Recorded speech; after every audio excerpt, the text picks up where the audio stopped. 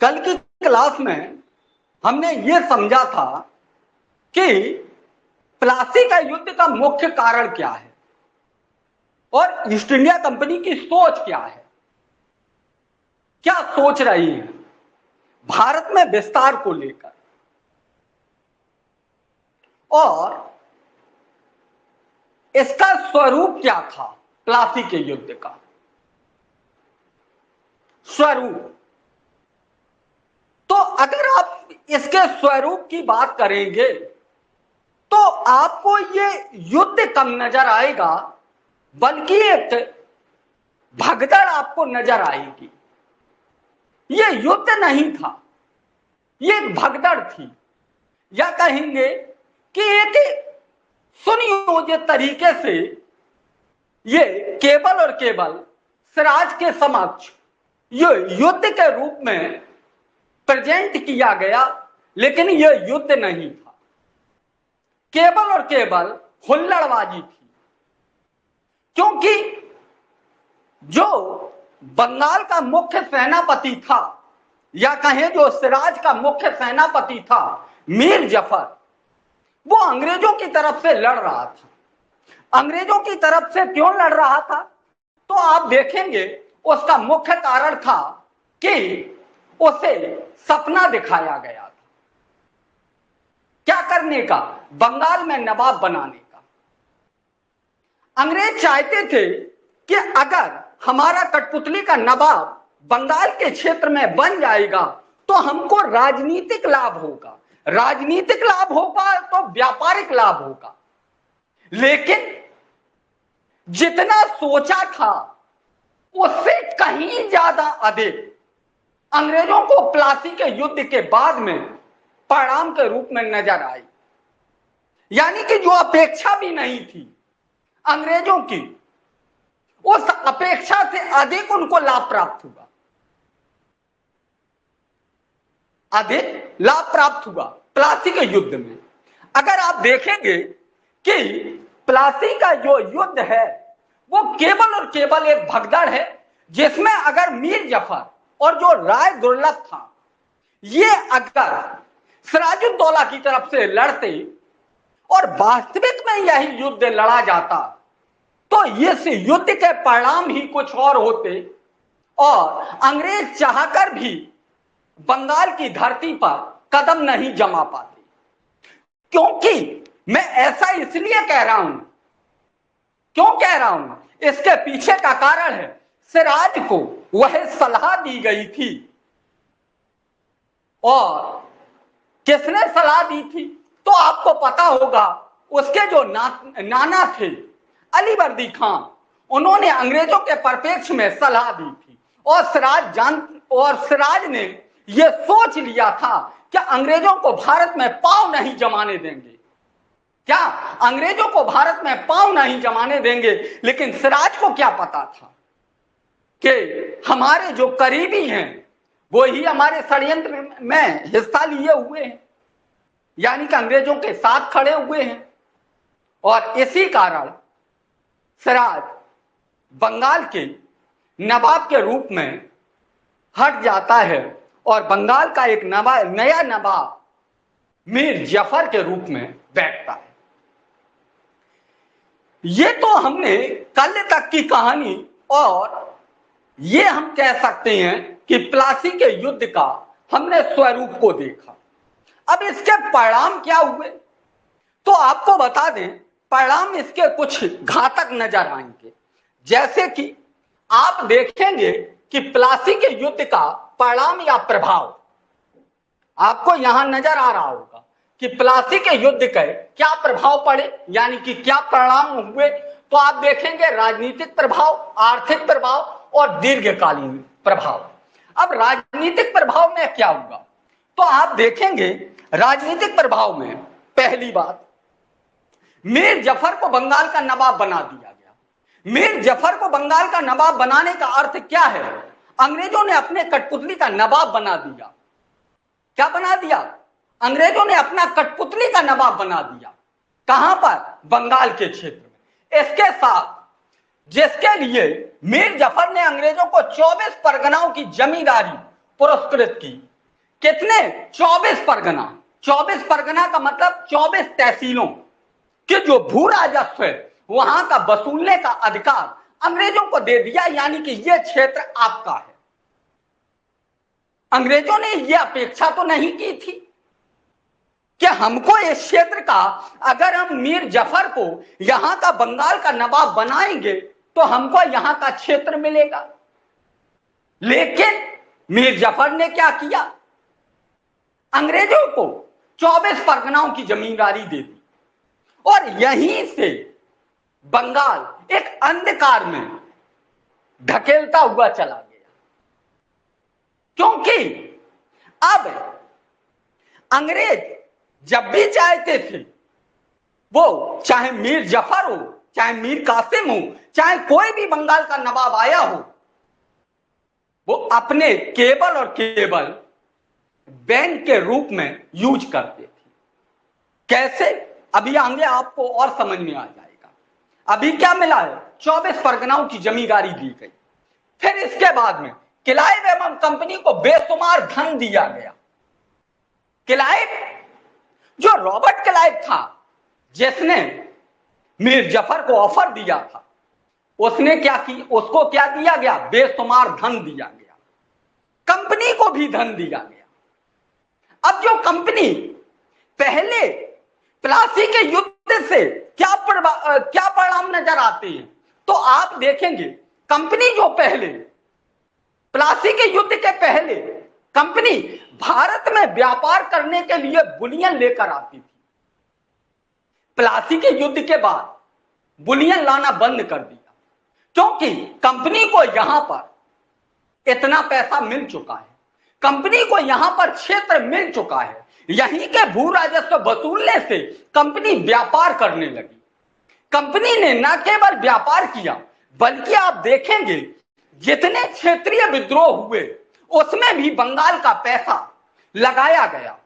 आप देखेंगे कि ये जो प्लासी के युद्ध के बाद में जो मीर जफर के द्वारा या मीर कासिम के द्वारा जो पैसा दिया गया, उसमें आप देखेंगे चाहे उसमें मैसूर हो, चाहे उसमें मराठा हो और चाहे उसमें कर्नाटक एवं हैदराबाद हो, यानी कि दक्षिण भारत में अपनी शक्ति को मजबूत करने के लिए पैसा केवल और केवल बंगाल से ही जाता था, बंगाल से ही जाता था। और कंपनी अब जो व्यापार के लिए पैसा भी लेकर आती थी वो भी लाना बंद कर दिया। यानी कि हम कह सकते हैं कि प्लासी के युद्ध के बाद में बंगाल में धन निष्कासन बड़ी तेजी से बढ़ा, बड़ी तेजी से बढ़ा। कंपनी यहां पर ऐसा बिल्कुल भी नहीं सोचती थी, या रॉबर्ट क्लाइव ने ऐसा सपना भी नहीं देखा था कि हमको यहां पर बेशुमार धन की प्राप्ति होगी। वो तो केवल और केवल राजनीतिक लाभ के रूप में, ताकि हमको व्यापारिक लाभ मिल सके, इसकी अपेक्षा किए हुए। लेकिन उस अपेक्षा से अधिक लाभ प्राप्त हुआ, अधिक लाभ प्राप्त हुआ। उसका परिणाम केवल और केवल बंगाल पे नहीं पड़ा, बल्कि हम कह सकते हैं पूरे भारत में उसका परिणाम देखने को मिला। चाहे वह मैसूर के लिए जो भी युद्ध लड़ा गया, मैसूर का जब युद्ध हो रहा था उस समय कर्नवालिस को हिदायत दी गई थी कि भारत में किसी प्रकार का युद्ध मत लड़िएगा, क्योंकि उस समय प्रथम विश्व युद्ध चल रहा था और कंपनी लगातार आप देखेंगे पैसा की मांग कर रही थी। कहां पर? ब्रिटेन की। ब्रिटेन के ब्रिटिश संसद में एक एक्ट लाया गया था, ईस्ट इंडिया एक्ट, जिसमें हिदायत दी गई थी कि हम कंपनी को पैसा नहीं दे सकते हैं। फिर भी कंपनी ने, तभी तो कर्नवालिस लिखता है, हमने अपने मित्रों को सशक्त बनाए बिना हमने अपने शत्रु को पंगु बना दिया। यानी कि ये जो विजय प्राप्त हुई है, इसमें मैसूर का तो पतन हुआ ही है, लेकिन इसका हाथ कहां से है? तो आप कहेंगे बंगाल से। और बंगाल ने केवल और केवल, आप कहेंगे बंगाल को ही कमजोर नहीं किया, बल्कि आप कहेंगे दक्षिण भारत, चाहे अवध हो, चाहे रणजीत सिंह का शासन, सबको कमजोर किया। उसकी पैसे की भरपाई कहां से होती थी? तो बंगाल से होती थी। यहां तक बात क्लियर है? ठीक है। हाँ, दूसरा क्या है? प्लासी के युद्ध ने बंगाल की राजनीति पर अंग्रेजों का नियंत्रण कायम कर दिया। अभी जितनी बात बताई उसी से संबंधित है। नया नया नया जो नवाब है वो रक्षा तथा पद पद पर अंग्रेजों पर निर्भर हो गया। क्यों? अब ये बताइएगा, किसी भी राज्य को चलाने के लिए आपको पैसा चाहिए, पहली चीज। दूसरी चीज, राज्य को चलाने के लिए आपको सेना चाहिए, सेना चाहिए। मीर जफर बंगाल का नवाब बना जरूर है, लेकिन मीर जफर के पास में क्या अपनी सेना है बंगाल के क्षेत्र में? आप कहेंगे बिल्कुल नहीं, अंग्रेजों की सेना है, अंग्रेजों की सेना है। अब आप उसके क्या हो गए? अधीन है, अधीन है। ठीक। दूसरी चीज, कंपनी, अभी आपने देखा होगा, अभी आपने देखा होगा कि मैं थोड़ा और पिछली क्लास को और इंटरकनेक्ट करेंगे। पिछली क्लास में हमने आपको बताया था कि भाई दस्तक का जब दस्तक 1717 में फरोख्तियार के द्वारा दिया गया, तो जो बंगाल का नवाब मीर कासिम, वो मुर्शीद कुली खान था, उसने कंपनी से समझौता किया था कि बंगाल हमारा है, बंगाल के क्षेत्र में आप व्यापार करेंगे तो कुछ ना कुछ शर्तों के तहत में करना पड़ेगा। यानी कि वार्षिक जो पैसा है उसके वो आपको पे करना होगा, और उसी के आधार पर आप बंगाल के क्षेत्र से व्यापार कर सकते हैं। अब बंगाल के क्षेत्र में अंग्रेजों का कठपुतली का नवाब बैठा हुआ है, क्या दस्तक को लेकर मीर जफर ऐसी कोई शर्त रख सकता है? आप कहेंगे बिल्कुल नहीं। जब दस्तक को लेकर ऐसी कोई शर्त नहीं रख सकता है, तो राजस्व की प्राप्ति कहां से होगी बंगाल के नवाब के पास में?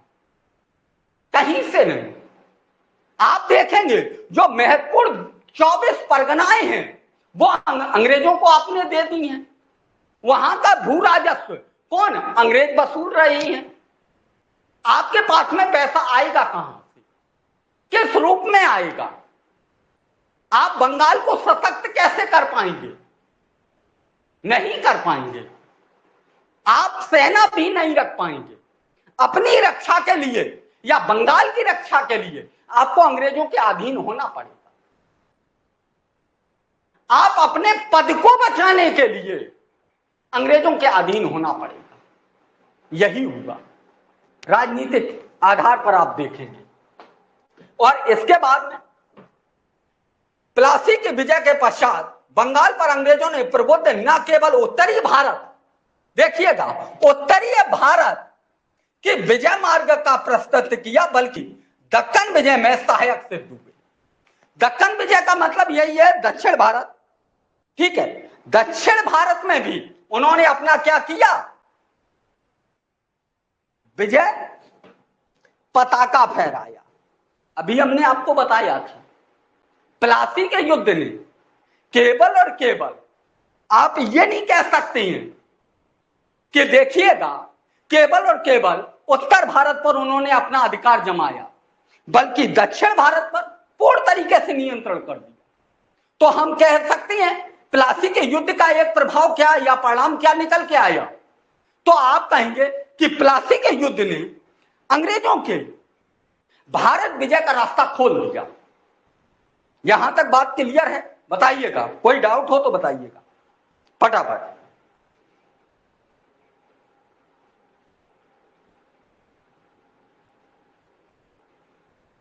नहीं है? कोई डाउट हो तो बताइएगा।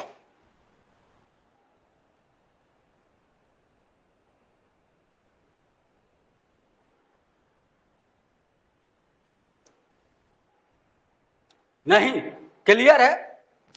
बिल्कुल। अच्छा, अगला बिंदु क्या है, सभी को एक बार सभी लोग हमको कमेंट करके बताइएगा कि हां बात क्लियर है।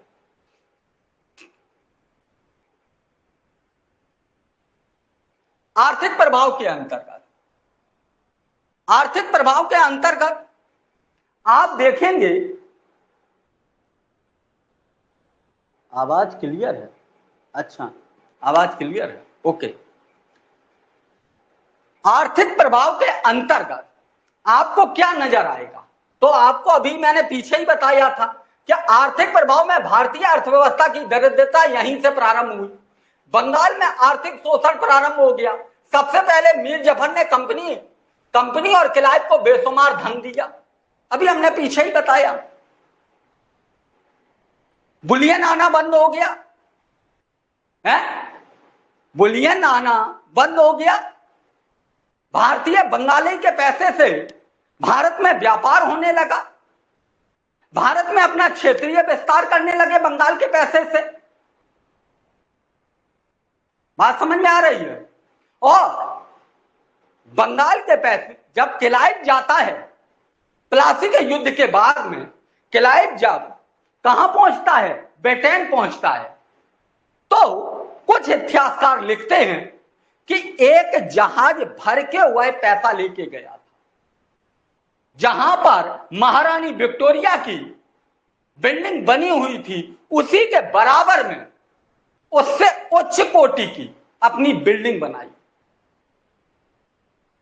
क्लाइव के ऊपर ब्रिटिश संसद में बहस हुई। क्लाइव कहता है हमने केवल और केवल पूरे भारत को नहीं लूटा है, सिर्फ और सिर्फ बंगाल को लूटा है, और बंगाल का एक क्षेत्र है कलकत्ता, उसका केवल हमने शोषण किया है, तब इतना धन है। सोच के देखिएगा कि भारत का कितने बड़े स्तर पर शोषण हुआ होगा, क्योंकि एशिया का 16% सिर्फ और सिर्फ अर्थव्यवस्था एशिया की, पूरे एशिया की 16% अर्थव्यवस्था बंगाल में थी।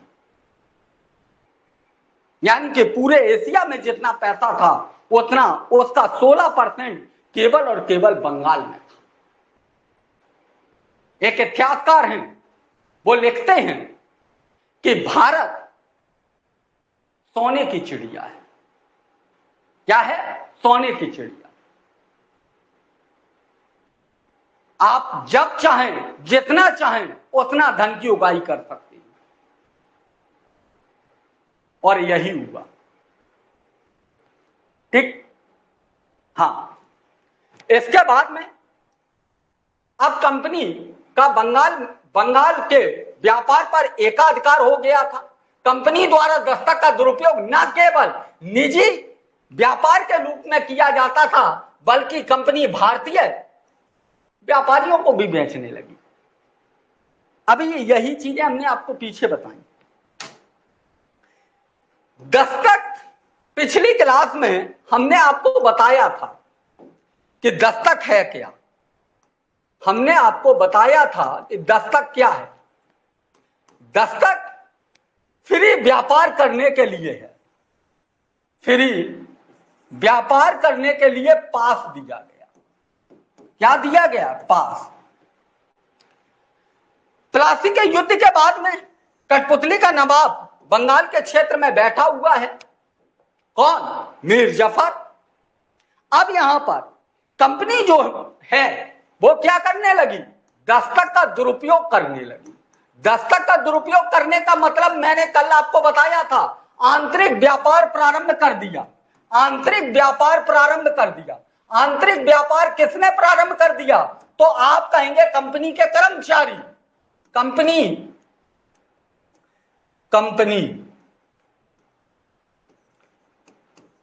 कंपनी के कर्मचारियों ने आंतरिक व्यापार करना प्रारंभ कर दिया। इससे क्या हुआ?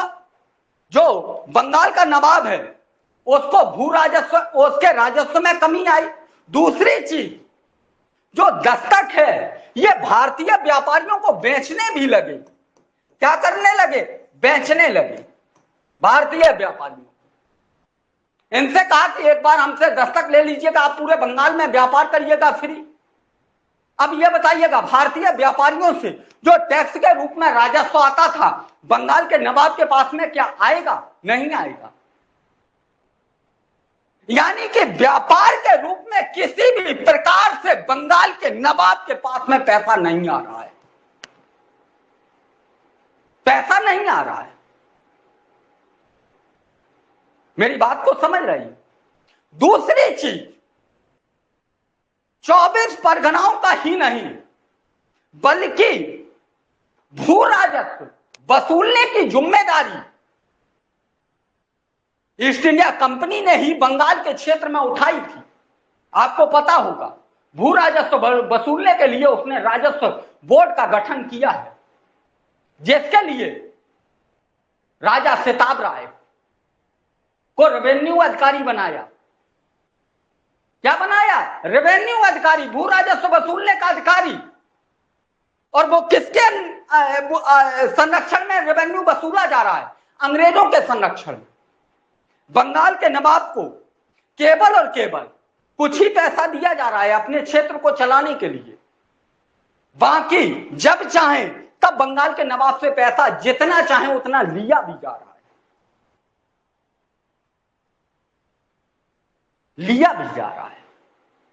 मीर जफर चाहकर भी कुछ नहीं कर पा रहा है, चाहकर भी। यहीं से बंगाल की ही नहीं बल्कि भारत की विजय का रास्ता रख चुका है, या कहें भारत की जो शोषण है उसका रास्ता रख चुका है। ठीक, आगे समझते हैं।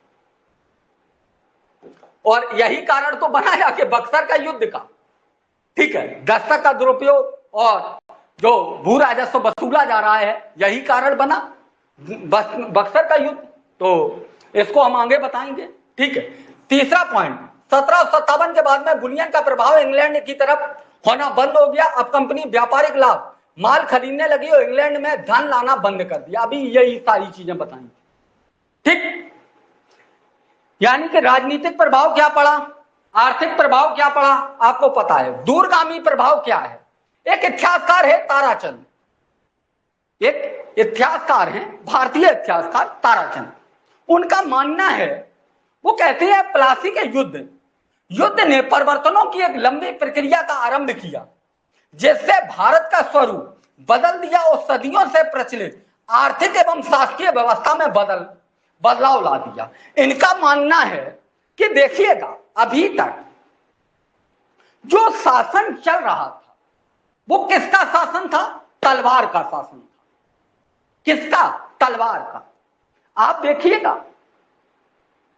अभी तक शासन कैसे, किसी क्षेत्र पर विजय प्राप्त कैसे की जाती थी, कोई शासक कैसे बनता था, किसी क्षेत्र को जीत लिया, किसी क्षेत्र को जीत लिया किसी ने अपने दादा का उत्तराधिकारी है, वही बन गया शासक। लेकिन प्लासी के युद्ध के बाद जो शासक बनने की जो नीति है वो अलग हो गई। क्या अलग हो गई? अभी युद्ध के माध्यम से शासक नहीं बन सकता है। अब अंग्रेज जिसे चाहेंगे उसे शासक बनाएंगे। प्लासी के युद्ध ने यह परिवर्तन ला दिया और आर्थिक आधार पर अर्थव्यवस्था, यानी कि जिस तरीके से पहले भू राजस्व वसूला जाता था, प्लासी के युद्ध के बाद अंग्रेजों ने अपनी नीति के तहत में भू राजस्व वसूलना प्रारंभ कर दिया। अभी जो हमने आपको बताया कि बंगाल के क्षेत्र में रेवेन्यू बोर्ड का गठन किया गया, जिसका हेडक्वार्टर कहां था? मुर्शिदाबाद था। आप लोगों ने पढ़ा होगा। इसके लिए राजा सिताब राय को रेवेन्यू अधिकारी बनाया गया था। यानी कि जो आर्थिक स्थिति थी उसमें भी परिवर्तन लाया गया, अर्थव्यवस्था में भी परिवर्तन आया। यही कह रही हैं ताराचंद। ठीक है, तो ताराचंद इतिहासकार कहते हैं कि प्लासी के युद्ध ने परिवर्तनों की एक लंबी प्रक्रिया आरंभ कर दी। भारत का स्वरूप ही नहीं बदला, बल्कि सदियों से चल रही आर्थिक एवं शासकीय व्यवस्था में भी बदलाव ला दिया। उसका स्वरूप को ही नहीं बदला, जो यहां पर स्ट्रक्चर था उसमें भी बदलाव ला दिया। ठीक,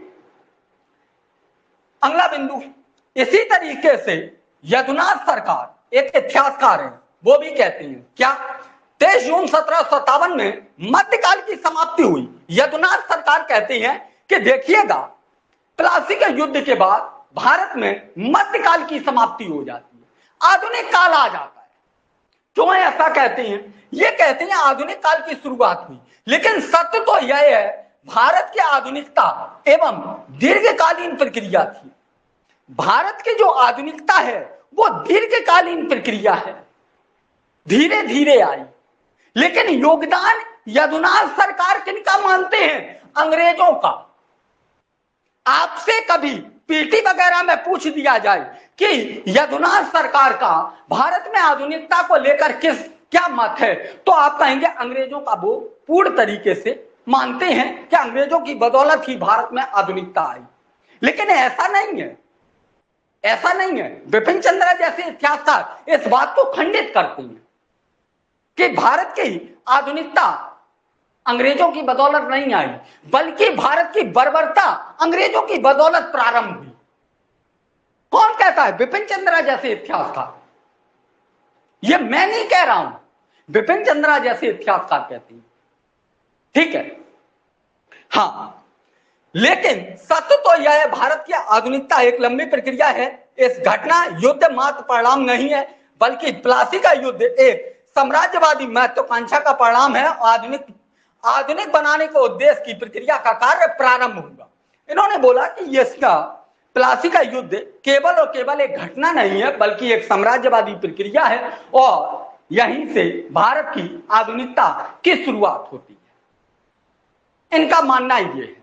लेकिन इनकी बात से अगर आप देखेंगे, जो राष्ट्रवादी इतिहासकार हैं वो इनकी बात को खंडित करती है, यदुनाथ सरकार की बात को खंडित करती है। ठीक है, लेकिन कभी आपसे पूछ लिया जाए कि प्लासी के युद्ध के क्या परिणाम निकल के आए, तो आप पहले बताएंगे राजनीतिक प्रभाव, दूसरा आर्थिक प्रभाव, तीसरा दूरगामी प्रभाव। तब इन्हीं दोनों के आपको स्टेटमेंट डालने होंगे। क्लियर है यहां तक? बताइएगा, हैं? बताओ भाई, क्लियर है? अब यहां पर प्लासी को लेकर अगर सवाल आएगा तो आप लिख सकते हैं प्लासी के युद्ध का कारण क्या है। आप कहेंगे दस्तक। दस्तक का दुरुपयोग प्लासी के युद्ध का मुख्य कारण है। बताओ, लिख सकते हैं हां या ना?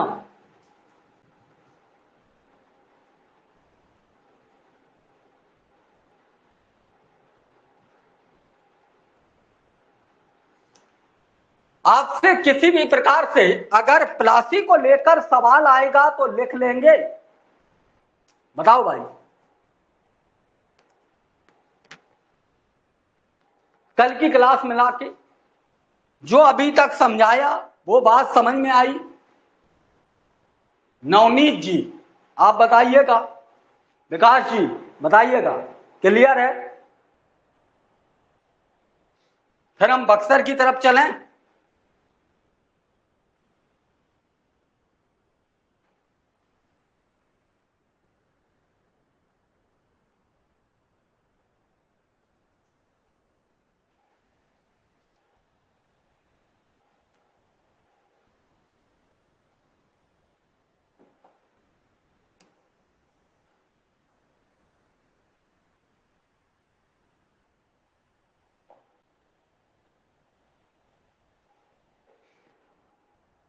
चलिए,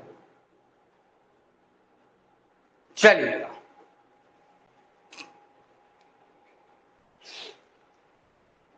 बक्सर के युद्ध का कारण क्या है? देखिएगा, अगर हम बक्सर के युद्ध की बात करें तो आपको पता होगा कि प्लासी के युद्ध के बाद मीर जफर को बंगाल का नवाब बनाया गया। जब मीर जफर को बंगाल का नवाब बनाया गया तो उसने उपहार के रूप में ईस्ट इंडिया कंपनी और रॉबर्ट क्लाइव को बेशुमार धन दिया, प्लस 24 परगनाएं भी दी। अंग्रेजों की महत्वाकांक्षाएं लगातार बढ़ती गई। अंग्रेज जब चाहते थे तब वह पैसा की उगाही करते थे। किससे? मीर जफर से, यानी कि बंगाल के नवाब से। आप देखेंगे बंगाल के नवाब के पास में भू राजस्व के रूप में पैसा तो आ ही नहीं रहा है, क्योंकि रेवेन्यू वसूलने का अधिकार अंग्रेजों के पास है? ये तो अभी हमने बताया, रेवेन्यू बोर्ड का गठन कर लिया है। दूसरी चीज, दस्तक का दुरुपयोग अंग्रेज पहले सिर्फ और सिर्फ किस रूप में करते थे? निजी व्यापार के रूप में। अब वो भारतीयों को भी दस्तक बेचने लगे। अब जो व्यापार के रूप में राजस्व आता था वो भी नहीं आ रहा है। बंगाल के नवाब से लगातार पैसे की उगाही की जा रही है। क्या की जा रही है? बंगाल के नवाब से पैसे की उगाही की जा रही है। जब चाहे तब वो उसकी झोली में हाथ डालते हैं कंपनी के कर्मचारी, और जितना चाहे उतना पैसा निकाल लेते, जितना चाहे उतना पैसा निकाल लेते। अब बताइए, बंगाल का नवाब यानी कि मीर जफर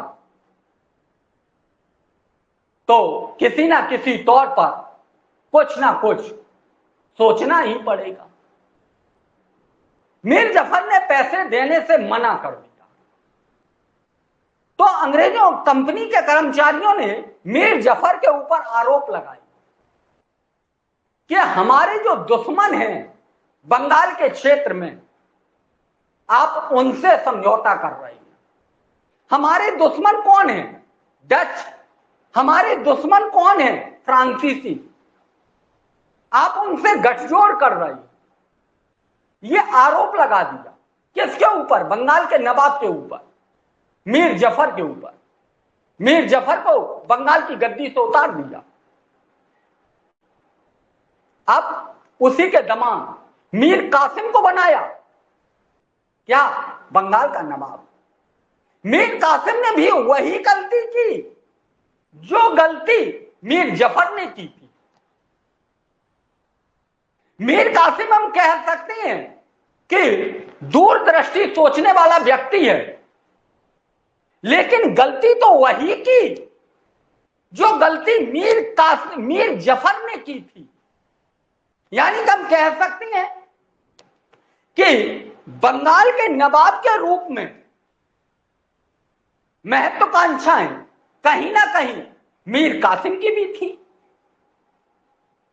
मीर कासिम भी चाहते थे कि हम बंगाल के नवाब बन जाएं। और मीर कासिम को बंगाल का नवाब अंग्रेजों ने क्यों बनाया? उसके पीछे का कारण तो यही था। आरोप भले ही अंग्रेजों ने लगाए हों कुछ भी मीर जफर के ऊपर, लेकिन मुख्य कारण तो यह था कि जब पैसे की मांग की जाती थी तो मीर जफर ने जब पैसे की उनकी पूर्ति नहीं कर पाई, अंग्रेजों के पूर्ति नहीं कर पाए, तो उन्होंने बंगाल के नवाब के पद से हटा दिया। लेकिन आरोप क्या लगा दिया कि हमारे दुश्मनों से आपने दोस्ती कर ली, इसलिए हम आपको बंगाल के नवाब के पद से हटा रहे हैं। मीर कासिम इस बात को नहीं समझ पाई। मीर कासिम के अंदर भी महत्वाकांक्षा थी इसी कारण वह बंगाल के नवाब जैसे ही बनते हैं वैसे ही कंपनी के कर्मचारियों को बेशुमार धन देते हैं, बेशुमार धन देते हैं। कंपनी के कर्मचारी यही तो चाहते हैं कि आप हमको पैसा दीजिएगा, पैसा देते हैं। इसके बाद में कुछ क्षेत्र भी उपहार के रूप में देते हैं, कुछ क्षेत्र भी उपहार के रूप में दिया जाता है। किसके द्वारा? मीर कासिम के द्वारा। जो मीर जफर ने गलती की थी वही तो मीर कासिम ने। अब अंग्रेजों का लगातार, या कहें कंपनी के कर्मचारियों का लगातार मीर कासिम को लेकर जो भूख थी पैसे की बढ़ती गई। वो लगातार पैसे की मांग करते रहे मीर कासिम से। मीर कासिम समझ चुका था कि अगर इनके इर्द गिर्द रहेंगे तो बंगाल का शोषण और अपना शोषण नहीं रोक पाएंगे। इसलिए उसने पहला कार्य क्या किया? बंगाल की राजधानी को परिवर्तित किया। बंगाल की राजधानी जो मुर्शिदाबाद थी उसे वह मुंगेर लेके आया। मीर कासिम ने कहा कि अब बंगाल की राजधानी मुंगेर है। क्यों ऐसा किया? ताकि हम अंग्रेजों के नियंत्रण से दूर रह सके। जब अंग्रेजों के नियंत्रण से दूर रहेंगे तो बंगाल जो आर्थिक प्रभाव, आर्थिक शोषण हो रहा है बंगाल का, वो हम रोक सकेंगे। पहला। दूसरा काम, दूसरी चीज, उसने मन ही मन सोच लिया था कि अब किसी भी तरीके से अंग्रेजों को बंगाल से नहीं बल्कि भारत से बाहर करना है। यह कौन सोच रहा है? मीर कासिम सोच रहा है। क्या मीर कासिम बंगाल या भारत से अंग्रेजों को बाहर कर सकता है? आप कह सकते हैं कि नहीं कर सकता है, लेकिन नहीं कहने मात्र से आपका उत्तर नहीं होता है। ये तो कक्षा 6 के बच्चे से पूछ लीजिएगा तब भी वो बता देगा। अगर उसको ये घटना बता दी जाए तब भी वो कह देगा क्या रे आप कैसे कर लेंगे। लेकिन इतने मात्र से चीजें थोड़ी नहीं होंगी। इसके लिए तो चीजें आपको तार्किक तरीके पर उत्तर देना पड़ेगा। नेक्स्ट थोड़ा हम कहानी के दूसरे भाग की तरफ चलते हैं, घबराइएगा मत। देखिएगा, अगर आप देखेंगे बंगाल की स्थिति को तो आप देखेंगे बंगाल के जो नवाब हैं उनका ब्रहा संपर्क नहीं। क्या नहीं है? ब्रहा संपर्क नहीं है, बाहरी संपर्क उनका नहीं है। वो अंग्रेजों की शक्तियों को भांप नहीं पा रहे हैं। वो नहीं समझ पा रहे हैं कि इस समय दक्षिण भारत में क्या स्थिति बनी हुई है अंग्रेजों की। वो इस बात को नहीं समझ पा रहे। केवल और केवल बंगाल की स्थिति को देखते हुए वो सोचते हैं कि अंग्रेजों को हम भारत से बाहर कर देंगे। लेकिन केवल इस सोच के कारण आप अंग्रेजों को भारत से बाहर नहीं कर पाएंगे, क्योंकि अब वो अंग्रेज नहीं रहे हुए हैं जो एक षड्यंत्र के तहत में युद्ध लड़ेंगे। अब अंग्रेज आर्थिक, राजनीतिक और सामाजिक तीनों दृष्टिकोण से सशक्त हो चुके हैं भारत में। आर्थिक रूप से आप ही के पैसे से व्यापार कर रहे हैं। सामाजिक रूप से कैसे? उन्होंने भारत में जो भू राजस्व वसूलने के लिए क्या किया हुआ है, तो रेवेन्यू बोर्ड का गठन किया हुआ है। इस रेवेन्यू बोर्ड के माध्यम से वह भारत में भूमि का पैमाइश करवाती है। क्या करवाती है? पैमाइश के आधार पर भू राजस्व वसूलती है। वो भारतीय व्यापारियों को फ्री व्यापार करने के लिए क्या बेचते हैं? दस्तक दे देते हैं। तो आप देखिएगा भारत की जो सामाजिक स्थिति है उसमें भी तो अंग्रेजों को लेकर कुछ ना कुछ अभी तक भारतीय लोग ये नहीं समझ पाए थे, भारत की जनता ये नहीं समझ पाई थी कि हमारा शोषण हो रहा है। अगर भारत की जनता ये शोषण की बात समझ जाती तब तो बक्सर के युद्ध में भारतीय जनता एक साथ लड़ रही होती। लेकिन क्या भारतीयों ने ये समझ पाया? आप कहेंगे बिल्कुल नहीं। 1757 में भारत गुलाम होता है।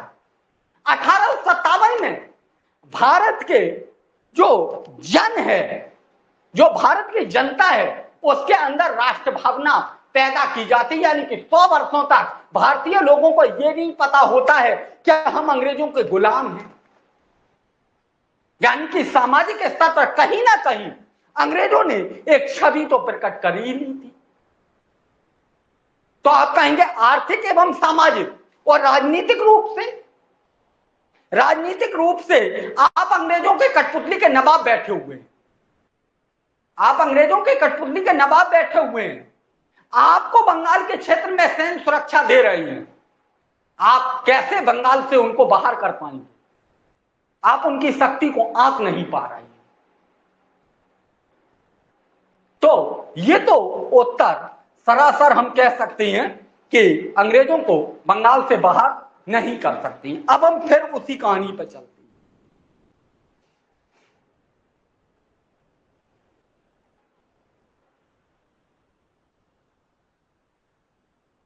अब हम फिर उसी कहानी पर चलते हैं। ठीक है, क्या कहानी क्या है? कहानी हमने आपको बताया था कि अंग्रेजों ने मीर जो कासिम है उसने बंगाल की राजधानी परिवर्तित कर दी। वो कहां पर बंगाल की राजधानी लेकर आया? मुर्शिदाबाद। वो चाहता है कि अंग्रेजों से दूर रहा जाए, ताकि इनसे जब हम दूर रहेंगे तो इनको, वो सोचता है कि इनको बंगाल से नहीं बल्कि भारत से इनको बाहर कर दिया जाएगा। इसके परिप्रेक्ष्य में वो यहां पर मुर्शिदाबाद में फ्रांसीसियों की मदद से, वो मुर्शिदाबाद हम कह रहे हैं, मुंगेर में फ्रांसीसियों की मदद से एक सैन्य शस्त्रागार का निर्माण करवाता है। आधुनिक शस्त्रागार का मतलब आधुनिक हथियारों का निर्माण करवाने के लिए एक फैक्ट्री बनवाई है। अपनी सेना को फ्रांसीसियों की मदद से ट्रेनिंग करवाता है। यह बात अंग्रेजों को पता है। अंग्रेजों को पता है और अंग्रेजों को यह भी पता है कि भाई ये सब किसके लिए हो रहा है? ये तो हमारे लिए हो रहा होगा, और किसके लिए? हमारे दुश्मन को आप दोस्त बना रही हैं और उससे दोस्त के माध्यम से अपनी सेना को एक नया षड्यंत्र रच रही हैं। तो अंग्रेज तो आपके खिलाफ होंगे, जाहिर सी बात है, होंगे। तो यहां पर आप देखेंगे कि फिर मीर कासिम से धन की उगाही की जाती है। मीर कासिम धन देने से मना कर देता है। वही चाल फिर से अंग्रेजों ने पुनः मुंगेर से राजधानी मुर्शिदाबाद परिवर्तित कर दी। कहां कर दी? मुर्शिदाबाद परिवर्तित कर दी। अंग्रेजों ने कहा कि देखिएगा, मीर कासिम अब बंगाल के नवाब नहीं है, क्योंकि हमारे दुश्मनों से वह गठजोड़ कर रहे हैं। क्या कर रही हैं? हमारे दुश्मनों से गठजोड़ कर रही है। इसलिए वह बंगाल के नवाब नहीं है और बंगाल का नवाब पुनः मीर जफर को बना दिया जाता। मीर कासिम इस बात को लेकर अवध, जो पड़ोस का राज्य है, वहां पर पहुंचते हैं। वहीं पर दिल्ली का बादशाह भी रहता था, शुजाउद्दौला, जिसे बेताज बादशाह के नाम से जाना जाता है। बेताज बादशाह कहने का अर्थ यह है कि उसको अपने शासन के जो संचालन करने वाले कर्मचारी थे उसको डर था, भय था कि कहीं हमको मार ना दिया जाए। इसलिए वह मुगल जो शासक था शुजाउद्दौला, वो कभी भी अपने शासन का संचालन दिल्ली से नहीं करता था। वो अवध के नवाब के यहां पर रहकर अपने शासन का संचालन करता था। इसीलिए उसको बेताज बादशाह कहा जाता है, जिसके सर पर ताज तो है लेकिन अपने ताज का प्रयोग नहीं कर पाता है, वो बेताज है। वो दूसरे के यहां से शासन का संचालन करता है। ठीक है, तो बेताज बादशाह। फिर जब मीर कासिम वहां पर जाता है अवध के नवाब के पास और मुगल शासक शुजाउद्दौला वहां पर मौजूद होती हैं, तीनों लोग मिलकर एक संयुक्त सेना तैयार करते हैं जिसके परिप्रेक्ष्य में एक युद्ध होता है जिसे बक्सर के युद्ध के नाम से जाना जाता है। इस युद्ध में वास्तव में अंग्रेजों की सेना ने पहली बार भारतीय सेना का मुकाबला किया था। अंग्रेजों की सेना ने पहली बार भारतीय किसी सेना का मुकाबला किया, कड़ा मुकाबला हुआ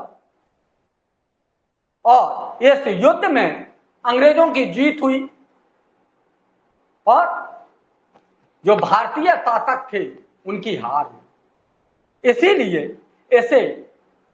इस युद्ध को वास्तविक युद्ध के रूप में जाना जाता है। प्लासी का युद्ध एक षड्यंत्रकारी युद्ध था, लेकिन इसमें अंग्रेजी सेना ने अपना कूटनीति का परिचय देते हुए इस युद्ध पर विजय हासिल की। यहां पर एक नोट करने वाली बात है, मार्क करने वाली। पीटी वगैरह में कभी सवाल आ जाए कि यूरोपीय कंपनी ने पहली बार किसी भारतीय सेना को किस युद्ध में पराजित किया था, तो आप कहेंगे वो सेंट थॉमी का युद्ध है। सेंट थॉमी की जो लड़ाई हुई थी वो फ्रांसीसी जो गवर्नर डुप्ले थे उसके और अनवरुद्दीन के बीच में हुई थी। लेकिन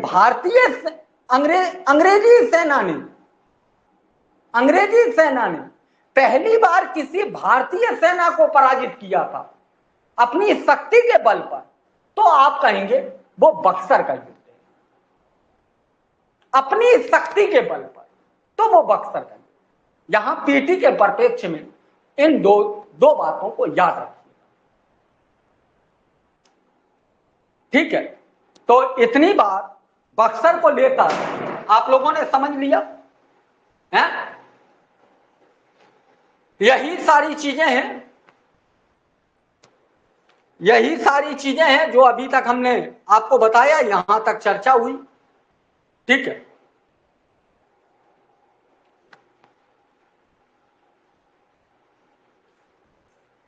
ठीक।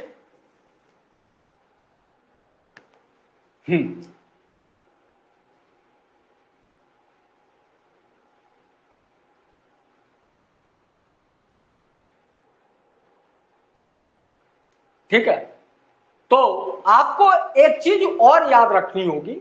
यहां पर मैं थोड़ा हम मार्क करना चाहेंगे, हम एक बात भूल गए थे। देखिएगा, जब मीर कासिम को बंगाल का नवाब बनाया जाता है तो मीर कासिम और कलकत्ता काउंसिल का मतलब है ईस्ट इंडिया कंपनी के बीच में एक संधि होती है। इस संधि में कुछ महत्वपूर्ण प्रावधान रखे गए और जब हमने आपको बताया था कि जिस तरीके से मीर जफर जब बंगाल का नवाब बनता है वो भी कुछ क्षेत्र अपना दान में देता है, यानी को उपहार के रूप में देता है। इसी तरीके से मीर कासिम से क्या क्षेत्र लिया गया, वर्धमान, मिदनापुर, चटगांव के जिले लिए गए। किसको मिले? कंपनी को। सिलहट के चूने के व्यापार में कंपनी का आधा भाग मिलना था। ठीक है, मीर कासिम से एक बात और बोली गई कि कंपनी के जो मित्र हैं वो आपके मित्र होंगे, कंपनी के जो शत्रु हैं वो आपके शत्रु होंगे। कंपनी आंतरिक मामलों में हस्तक्षेप नहीं करेगी, नवाब को सैन्य सहायता देगी। यानी कि नवाब अपनी किसी प्रकार की सेना नहीं रखेगा, नवाब हमारी सेना के माध्यम से शासन का संचालन करेगा। और यही दो कारणों से बक्सर के युद्ध हुआ, क्योंकि ये कलकत्ता काउंसिलिंग की संधि थी और इन्हीं दो संधियों का क्या हुआ, दुरुपयोग हुआ। यानी कि अंग्रेजों ने आरोप लगाया किसके ऊपर, मीर कासिम के ऊपर, कि आपसे हमारी जो संधि हुई थी वो संधि के खिलाफ आप चले गए और इसी कारण आपको हम बंगाल का नवाब के रूप में हटाते हैं, और यही कारण हुआ। तो आप कह सकते हैं जब भी कभी पूछा जाए कि बक्सर के युद्ध का कारण क्या है, तो बक्सर के युद्ध का पहला कारण आप यही कहेंगे कि कलकत्ता काउंसिलिंग के बीच में, कलकत्ता काउंसिलिंग की जो संधि हुई थी उसका दुरुपयोग। क्या, कलकत्ता काउंसिलिंग की जो संधि हुई थी उसका दुरुपयोग। ठीक है, फिर इतनी आप कहानी बता देंगे, फिर जो अभी हमने कहानी आपको समझाई है वो कहानी बता देंगे। कलकत्ता काउंसिलिंग की संधि किस किस के बीच में हुई, तो आप कहेंगे ईस्ट इंडिया कंपनी और मीर कासिम के बीच में। जब मीर कासिम को बंगाल का नवाब बनाया जा रहा था उस समय उससे संधि की गई। इस संधि में कुछ क्षेत्र कलकत्ता के ईस्ट इंडिया कंपनी को देना पड़ा। जो सिलियट वाले क्षेत्र में चूने का व्यापार था उस पर आधे भागीदारी किसकी, ईस्ट इंडिया कंपनी की हो गई। अगली चीज उन्होंने कहा, मीर कासिम से एक शर्त और रखी गई कि आपके जो शत्रु, हमारे जो शत्रु हैं, यानी कंपनी के जो शत्रु हैं वो आपके शत्रु होंगे, हमारे जो मित्र हैं वो आपके मित्र होंगे। और अगला पॉइंट क्या रखा गया, तो मीर कासिम से कहा गया कि सैन्य सुरक्षा हम आपको प्रदान कराएंगे। यही दो कारणों से युद्ध हुआ। क्यों युद्ध हुआ, आप कहेंगे मीर कासिम ने जब अपनी राजधानी परिवर्तित करके कहां लेके गया, मुंगेर लेके गया, तो वहां पर फ्रांसीसियों से गठजोड़ कर लिया। अंग्रेजों के फ्रांसीसी शत्रु थे, मीर कासिम के ऊपर यही आरोप लगाया। ठीक, और इसके बाद में आप देखेंगे कि सैन्य सुरक्षा हम आपको दे रहे थे, आपने क्यों सेना की तैयारी करवाई, इसी कारण हम बंगाल के नवाब के रूप में आपको हटाते। बात क्लियर है, बताइएगा। यहां तक बात क्लियर है, बाकी तो वही सारी चीजें हैं जो हमने चर्चा की है।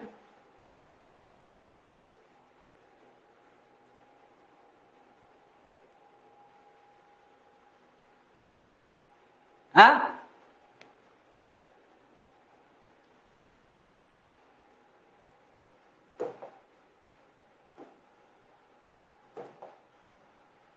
बताओ। अब बाकी तो देखिएगा, एक फैक्ट के रूप में है वो सारी चीजें एक, लेकिन मुख्य रूप से क्या कहानी थी वो हमने आपको पूरी समझा दी।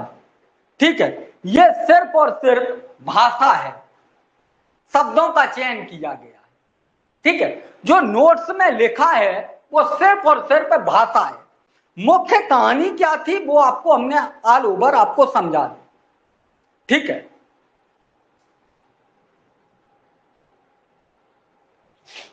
तो यहां तक कोई दिक्कत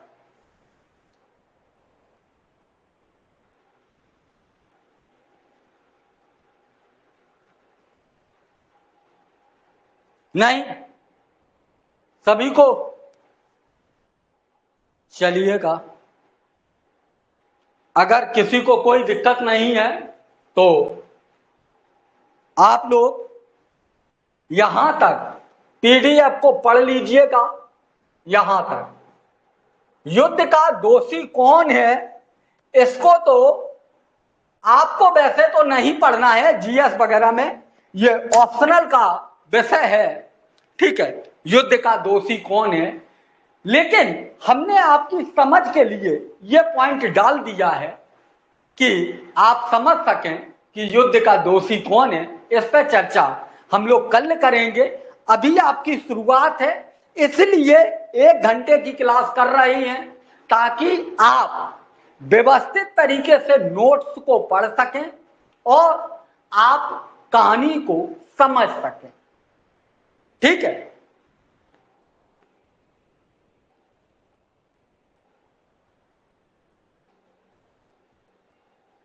नहीं ऑप्शनल नहीं है। अरे भाई ऑप्शनल का मतलब ये होता है कि हिस्ट्री ऑप्शनल लिए होंगे तो ये क्वेश्चन आपको डायरेक्ट पूछा जाता है।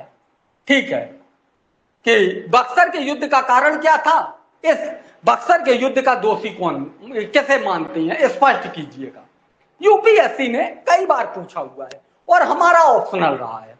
ठीक है, तो हमने कहा कि कभी हो सकता है ये चार ही लाइनें तो हैं, कभी पूछ ले तो आप कर सकते हैं स्पष्ट। वैसे आपसे पूछा नहीं जाएगा लेकिन पूछ लिया, जब चली रही है सफर में तो चलते हैं, आपको भी ले लेते हैं। ठीक है, तो युद्ध का दोषी, स्वरूप, परिणाम, इनकी चर्चा हम लोग कल करेंगे। ठीक है, आज के लिए इतना ही रखते हैं। आप लोग इस पीडीएफ को पढ़िएगा और कोई भी डाउट हो तो पूछिएगा। अगर कहानी ना समझ में आई हो तो आप इस क्लास को दोबारा से देख लीजिएगा। ठीक है, अगर कहानी ना समझ में आई हो तो इस क्लास को दोबारा से देख लीजिएगा। ठीक है, हाँ, बाकी अब भिड़ जाइएगा अगर सिलेक्शन लेना है तो। ठीक है, और इस कहानी को अपने दिमाग में बिठा लीजिएगा कि सिलेक्शन लेना है तो भिड़ना पड़ेगा। आज यूपीएससी का रिजल्ट आया है, आपने देखा सभी ने, लड़कियों ने इस बार बाजी मारी है। सिलेक्शन लेने के लिए ज्यादा रात दिन मेहनत करने की जरूरत नहीं है, ये सच है। केवल सही दिशा में और सही तरीके से आपने हिट कर लिया तो सिलेक्शन होता है। हमने देखा है प्लासी के युद्ध या बक्सर का युद्ध जब पूछ दिया जाता है, वही रटे रटाए पॉइंट पीटी वाले लड़के लिखने लगते हैं, शुरुआत कर दी। प्लासी का युद्ध का मुख्य, प्लासी का युद्ध 1757 में हुआ था, इनके बीच में, ये सब नहीं एग्जामिनर पूछ रहा है। वो पूछ रहा है कि प्लासी के युद्ध का कारण क्या है। अब कारण बता ही नहीं पा रहे हैं, कारण क्या कर रहे हैं, वही 1757 में डेट लिखेंगे पहले हो, फिर लिखना चालू कर देते हैं कि इनके बीच में हुआ था, ऐसे हुआ था, वैसे फालतू की चीजें। एग्जामिनर समझ जाता है कि आपको कोई नॉलेज नहीं है। आपको लिखना पड़ेगा कि भाई 1717 में मुर्शीद कुली खान जब बंगाल का नवाब बना, उसी समय मुगल सम्राट शाह अख्तियार ने बंगाल के क्षेत्र में ईस्ट इंडिया कंपनी को फ्री व्यापार करने की अनुमति दे दी और यहीं से East India Company versus Bengal के नवाब में टकराव प्रारंभ हो गया। फिर आप डिटेल बता दीजिएगा, वही तो कारण है? बस कुछ करने की जरूरत थोड़ी नहीं है, केवल दिमाग लगाने की जरूरत है और एग्जाम में नंबर हिट मिलता है, हिट। ठीक है, बस ये सोचो कि लिखना क्या है, बस उसी का नंबर है। नंबर किसका है, लिखना क्या है। लिखने को तो सब लिखते हैं, अब जो मेन से देने जा रहा है वो लिखेगा, लेकिन वही घिसी पिटी कहानी अगर हम लिखने लगे तब क्या एग्जामिनर हमको नंबर दे देगा? बिल्कुल नहीं देगा। नहीं, यहां पर चीजों के एकदम कॉन्सेप्ट के साथ में आपकी चीजें झलकनी चाहिए, आपके तथ्य झलकने चाहिए, उन तथ्यों के साथ में आप परिभाषित कीजिएगा, तब आपको नंबर मिलता है। ठीक है, तो चलिएगा, डरने या घबराने की जरूरत नहीं है, केवल और केवल काम करने की जरूरत है। आज यहां तक पढ़िएगा, जो इसी टॉपिक में आपको बक्सर एवं प्लासी से संबंधित प्रश्न भी दिए गए हैं, लिखने का प्रयास करो। चाहे 5 लाइनें लिखो, लेकिन लिखो जरूर। आज से ही संकल्प बना लो कि लिखना है। शुरुआती दिन में 5 लाइन लिखेंगी, बहुत बड़ी बात है, बहुत बड़ी बात है, उपलब्धि है अपने आप में। क्योंकि वो 5 लाइनें लिखने में आप 1 घंटे का समय खपा चुके होंगे। क्यों खपा चुके होंगे? क्योंकि आपकी तरीके से हम भी तैयारी करने के लिए उतरे थे। शुरुआत कहां से की जाए, इसी में आधा घंटा चला जाता है कि लिखा क्या जाए। शुरुआत में एक बार लिखा जाएगा, आधा लिखा जाएगा, फिर फाड़ा जाएगा कि यार ये तो गलत हो गया, ये तो कहीं की कहीं कहानी भग रही है, अब दोबारा से लिखते हैं। और जिस दिन आपने आंसर राइटिंग करना प्रारंभ कर दिया, उस दिन शुरुआती समय में आपको समय जरूर लगेगा, लेकिन जो कहानी है वो आपके दिमाग में बैठती चली जाएगी, बैठती चली जाएगी। और आपको अगर खड़ा कर दिया जाएगा तो प्लासी और बक्सर पर आप भी उसी तरीके से डिफाइन कर पाएंगे। चलिएगा, बहुत बहुत धन्यवाद।